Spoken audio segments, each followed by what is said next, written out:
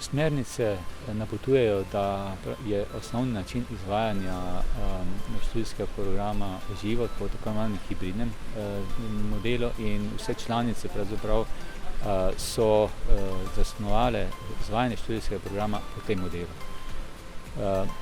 Cilj je, da v čim večji meri posamezne študijske enote izvedemo hibridno, torej v prostorih fakultet in pa hkrati tudi oddaljeno, ali pa in v katerih primerih je to mogoče, je pa po posameznih članicah odvisno predvsem od njihovih infrastrukturnih zmožnosti.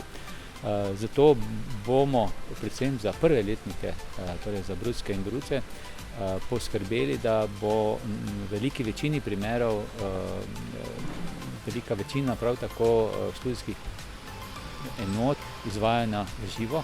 V višjih letnikih pa bomo dali prednost tistim študijskim enotam, ki imajo izrazito potrebo po izvajanju v prostorih fakultet. To so predvsem laboratorijske vaje, seminarske vaje, seveda pa tudi predavanja. Kako in v kolikšnem deležu bodo pa ta izvajana v živo, kot rečeno, bo pa od fakultete do fakultete različno.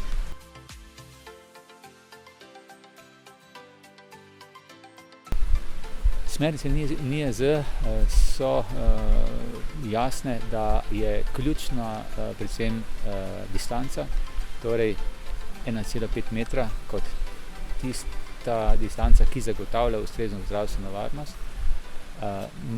Manjša razdalja med posamezniki je dejansko tista, ki že predstavlja določeno zdravstveno tveganje, in tudi z nošenjem maske ob dolgotrajnejši bližini se ne moremo izogniti možnosti okužbe. Tako da je to zagotovo tisto najbolj pomembno, seveda je pa pomembno tudi razkuževanje.